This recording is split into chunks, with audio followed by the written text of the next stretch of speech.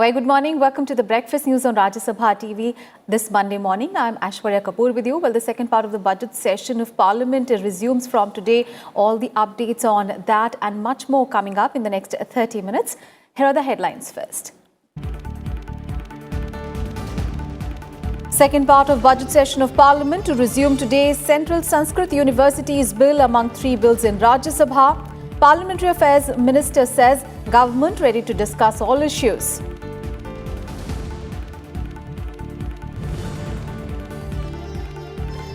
Lok Sabha slated to take up a direct tax Vivad Se Vishwas bill and medical termination of pregnancy amendment bill. Mineral Laws Amendment Bill 2020 to be introduced in the House.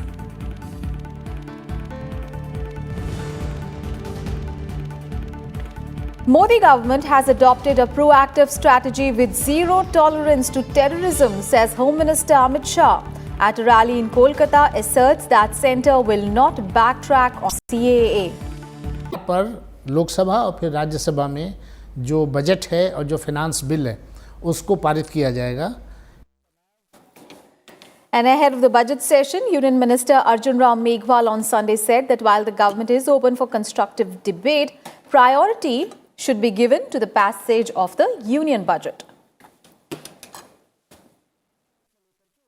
इस चरण में हम जो demands for grants हैं जिनको चर्चा में लेंगे, ऐसे बिजनेस एडवाइजरी कमेटी द्वारा सेलेक्ट हो गई है जिसमें रेलवे भी है, सोशल जस्टिस एंड एम्पावरमेंट भी है, अर्बन डेवलपमेंट भी है, एक्शन अफेयर्स. ऐसे डिमांड्स फॉर ग्रांट्स हम लोकसभा में चर्चा में लेंगे, ऐसे 4-5 हम राज्यसभा में चर्चा में लेंगे. उसके बाद फाइनली फिर बजट पास होगा गिलोटिन होकर के. ये इम्पोर्टेंट एक पार्लियामेंट्री सेशन के नाते एक सेशन का पार्ट होता है और कॉन्स्टिट्यूशनल ड्यूटी भी है गवर्नमेंट की कि 1 अप्रैल से नया बजट लागू हो जाए. तो वो हम उस दिशा में आगे बढ़ेंगे. Let's now look at the legislative business in both houses of Parliament today. The Rajya Sabha will take up 3 bills for consideration in passing. Now, these include the Central Sanskrit University's Bill 2019, which will be moved for consideration and passing by Union Minister Ramesh Pokhriyal Nishank. This bill aims to establish and incorporate universities for teaching and research in Sanskrit and to develop all-inclusive Sanskrit promotional activities. The National Commission for Indian System of Medicine Bill 2019 will be moved by Minister Shripad Yesso Nayak. Now, this bill aims to provide for a medical education system that improves access to quality and affordable medical education and promote equitable and universal health care that makes medical services accessible to all citizens. And apart from that, Shripad Yesso Nayak will also move the National Commission for Homeopathy Bill 2019, which is aimed to ensure the availability of adequate and high-quality homeopathy medical professionals in the country. And the Lok Sabha also is slated to take up a number of bills today. Now, these include the Medical Termination of Pregnancy Amendment Bill 2020 to amend the Medical Termination of Pregnancy Act 1971, to be introduced by Union Minister Dr. Harshvardhan. And Minister Prahlad Joshi will move the Mineral Laws Amendment Bill 2020 for introduction, which is aimed to amend the Mines and Minerals Development and Regulation Act 1957 and the Coal Mines Special Provisions Act 2015. Also, the Direct Tax Vivad Se Vishwas Bill 2020 is listed for consideration and passing in the Lok Sabha. Also listed for consideration and passing is the Aircraft Amendment Bill 2020 to amend the Aircraft Act 1934. The bill will be moved by Union Minister Hardeep Singh Puri. And let's get all the updates. Kriti Mishra is now joining us live from Parliament. A very good morning, Kriti. So, Kriti, the second half of the budget session starts today. And, of course, the Parliamentary Affairs Minister, of course, has insisted that the emphasis is going to be, of course, the passing the budget. But apart from that, there are a number of bills that are hanging fire. We understand that the government wants that 45 bills need to be, passed in this particular session. What can we expect as far as the second half of the budget session is concerned? Well, Aishwarya, that we do hope that the momentum of the first half of the budget session is also maintained in the second half. Remember, in the first half, Rajya Sabha logged a productivity of more than 96%. So even in the second half, the government is hoping that there are several important bills that are lined up for consideration and passage. Important bills that were announced during the union budget, including the Vivad Se Vishwas scheme that is slated to be taken up in the Lok Sabha today, and also the aircraft amendment bill that is slated to be taken up in the lower house. Also in the upper house, important bills are lined up, including the Central Sanskrit Universities bill, the National Council and the Commission for Homeopathy bill that would be taken up today. So important bills are lined up, and the government has already expressed willingness to discuss all issues, and the opposition has also devised the strategy. So it remains to be seen how the second half of the budget session pans out. Aishwarya? All right, Kriti, thank you so much for all those updates there. So key bills listed for introduction and passage in both houses of parliament today. Let's get to some other news now. Home Minister Amit Shah addressed a public rally in Kolkata on Sunday, where he once again assured that no one will lose citizenship due to the implementation of the CAA. Amit Shah added that the government is committed to provide citizenship to the refugees who were displaced from neighboring countries despite continuous protests from the opposition. Bengal के और बंगालियों के लाखों करोड़ों भाइयों के लिए बड़ी समस्या बनी हुई थी। वो समस्या थी शरणार्थियों को नागरिकता नहीं मिलती थी, शरणार्थियों को नागरिकता नहीं। वोट बैंक के तुष्टीकरण की राजनीति शुरू हो गई, और जब मोदी जी सीएए लेकर आए, ये कांग्रेस, कम्युनिस्ट, ममता सारे विरोध में खड़े हो गए। इस देश में वो माइनॉरिटी को डराते हैं कि माइनॉरिटी की नागरिकता चली जाएगी, मुसलमान भाइयों बहनों की नागरिकता चली जाएगी। ये बंगाल की कलकत्ता की धरती पर से मैं कलकत्ता के सभी, बंगाल के सभी माइनॉरिटी के भाइयों बहनों को कहने आया हूं, सीएए से आपकी नागरिकता कभी जाने वाली नहीं है। सीएए नागरिकता देने का कानून है, नागरिकता लेने का कानून नहीं। And in another event, Home Minister Amit Shah also interacted with national security guards, where he said that India has zero tolerance towards terrorism and has developed a proactive security policy under the leadership of Prime Minister Narendra Modi. जिनके मन में देश को तोड़ने का विचार है, जिनके मन में देश को क्षति पहुंचाने का विचार है, देश की शांति को भंग करने का विचार है, इसके मन में एक भय एनएसजी की उपस्थिति का खड़ा करने का काम एनएसजी का है। नरेंद्र मोदी सरकार जब से बनी तब से सुरक्षा बलों के लिए ढेर सारी चीजें, ढेर सारी सुविधाएं हमने एक के बाद एक शुरुआतें कर दी हैं। हम हाउसिंग सेटिस्फेक्शन रेशियो को भी बहुत जल्द इंप्रूव करेंगे। हम जवानों को परिवार के साथ रहने का एक सुनियोजित, सिर्फ एनएसजी नहीं, हर सुरक्षा बल के जवानों को अपने परिवार के साथ कम से कम 100 दिन रह पाए, इस प्रकार की एक व्यवस्था, इस प्रकार का एक चक्र खड़ा कर रहे हैं, जिससे जवान अपने परिवार के साथ कम से कम 100 दिन तक रह पाए। And in Breakfast News, time for a very short break. Don't go anywhere. We'll be right back.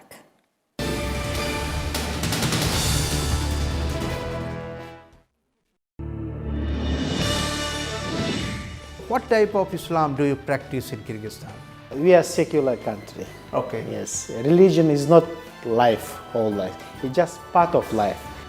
What is the impact of whole turmoil in Afghanistan on Kyrgyzstan?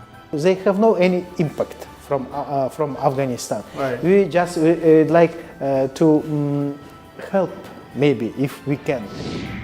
What type of defense understanding is going on between the two countries? We are waiting maybe visit of His Excellency Minister of Defense, Mr. Rajya, to Kyrgyzstan. are you going to buy some defense equipments from India? Yes, we are very keen.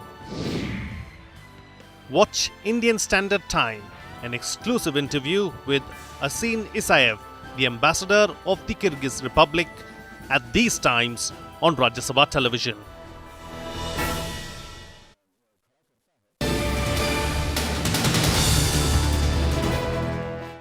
Welcome back. You're watching the Breakfast News. The government has collected 1.05 lakh crore rupees as GST revenue in the month of February this year. Now, this is up 8% over the same month last year. The GST revenues during the month of February from domestic transactions has shown a growth of 12% over the same month last year. Now, this is the fourth consecutive month when the GST collections are above 1 lakh crore rupees.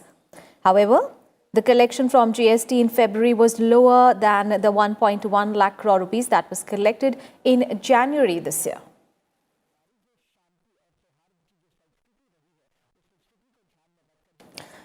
Finance Minister Nirmala Sitharaman has urged civil accounts officers to focus on bringing more efficient and adaptive technologies for the smooth working of the public financial management system. Addressing an event in New Delhi to mark the 44th Civil Accounts Day, she said that the officers need to be competent account persons, and not only that, they also need to be competent technology professionals. She said that the officers have to constantly keep changing the milepost in order to bring in more and more efficiency and adaptive technology. She said that technology-driven PFMS has empowered India to be accountable, responsive and transparent, and also proven that corruption and wrongdoing can be removed from the system with efficient use of technology. PFMS is designed to keep the government agencies for processing payments, tracking, monitoring, accounting, and reconciliation. So I think this is the biggest revolution about which we may at one point in time talk about GST, another point in time talk about that 1 lakh that you've saved for this country.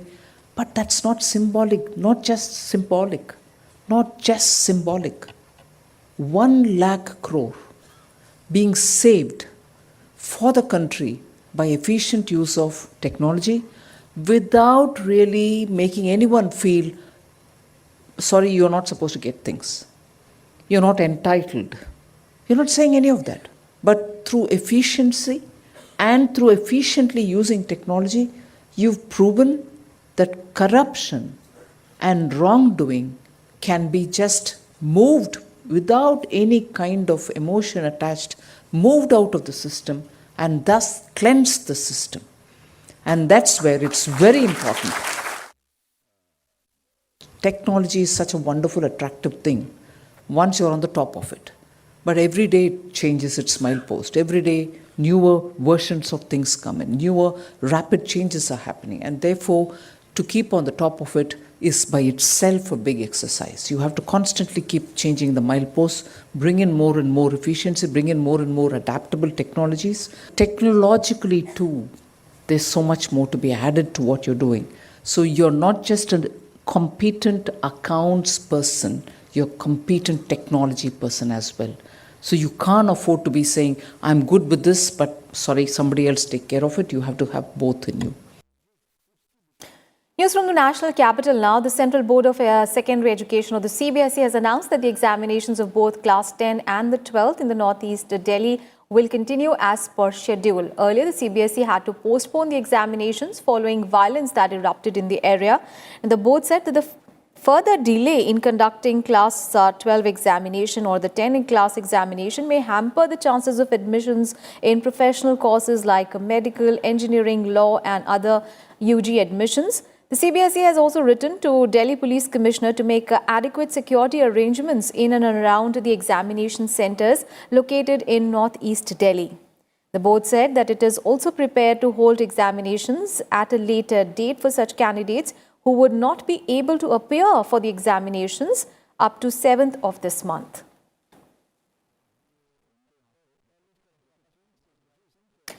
The government has launched a special campaign for empowerment of girls and women through education. Human Resource Development Minister Ramesh Pokhriyal Nishank has said that the ministry will celebrate International Women's Days in schools and colleges across the country.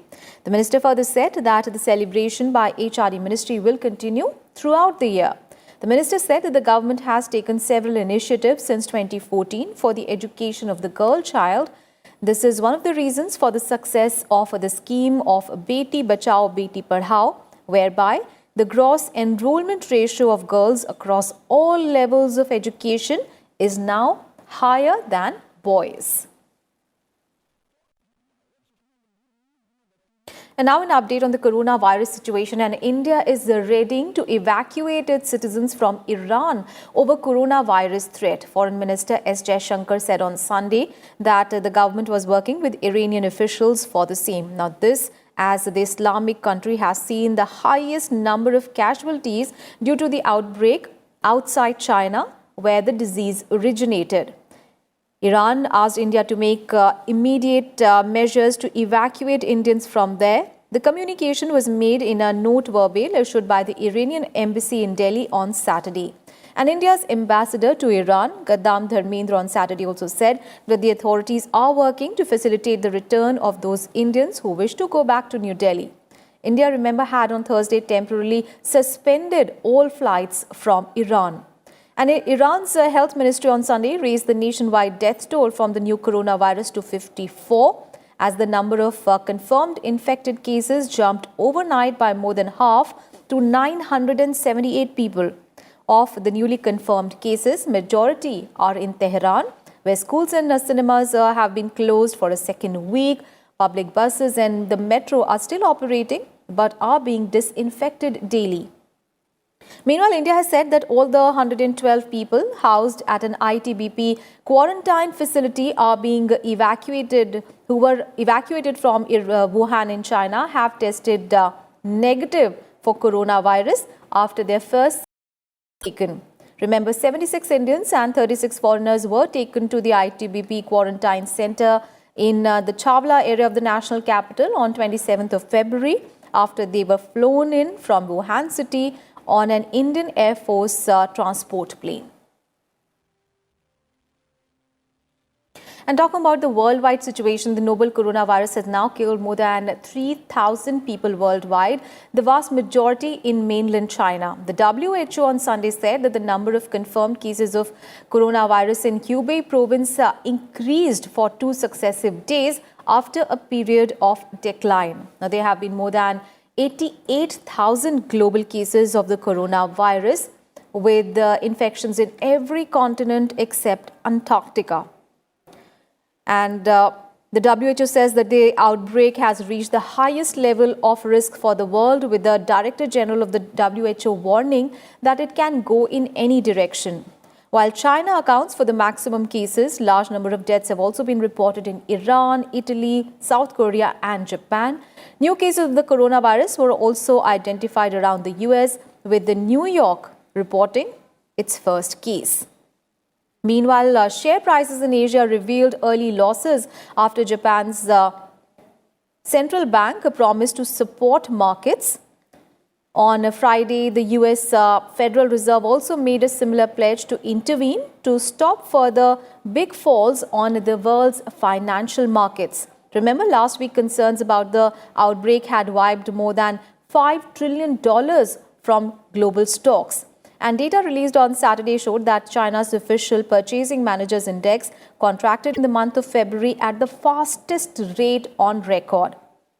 The fall, which was even worse than a slump that was seen during the 2008 global financial crisis, highlights the outbreak's huge impact on the world's economy.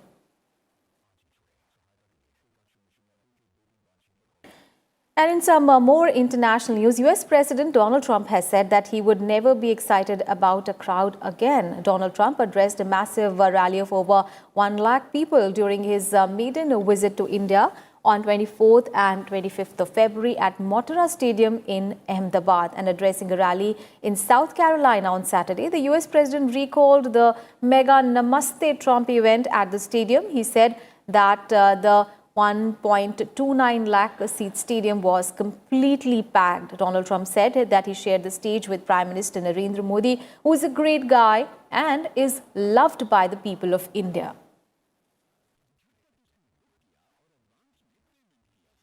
And just a day after it was signed, the historic US-Taliban peace deal faced its first obstacle on Sunday, with the Afghanistan President Ashraf Ghani rejecting the prisoner exchange clause.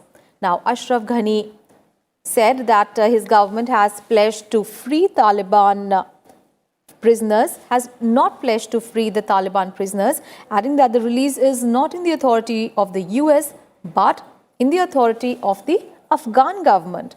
Remember, under the landmark agreement that was signed on Saturday in Doha, 5,000 Taliban insurgents would have to be released in exchange for 1,000 government detainees by 10th of March. However, Ashraf Ghani has denied this, and he said that the demand could be included in the agenda of the intra-Afghan talks but cannot be a prerequisite for talks. And hailing the deal that paves the way for the withdrawal of the US troops from Afghanistan, Trump said that if anything bad happens after the deal, US would go back with a force like no one's ever seen. I really believe the Taliban wants to do something to show that we're not all wasting time. If bad things happen, we'll go back. I let the people know we'll go back, and we'll go back so fast, and we'll go back with a force like nobody's ever seen. And I don't think that will be necessary. I hope it's not necessary. And now let's talk about environment and climate change.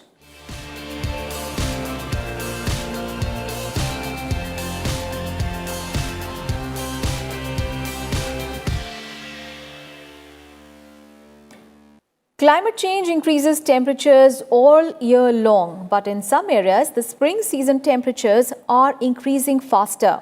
Out of 242 cities in the United States, 197 saw at least 1 degree rise in spring temperature over the past 50 years. But the southwest US saw the greatest number of above normal temperature during the spring season.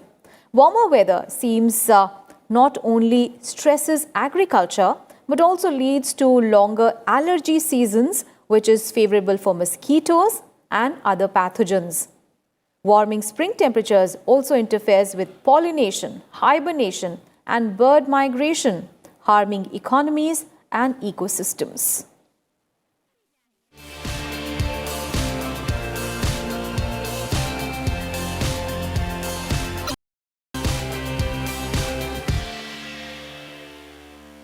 And with that, we wrap up this edition of Breakfast News. Thanks so much for your time. Have a great day ahead.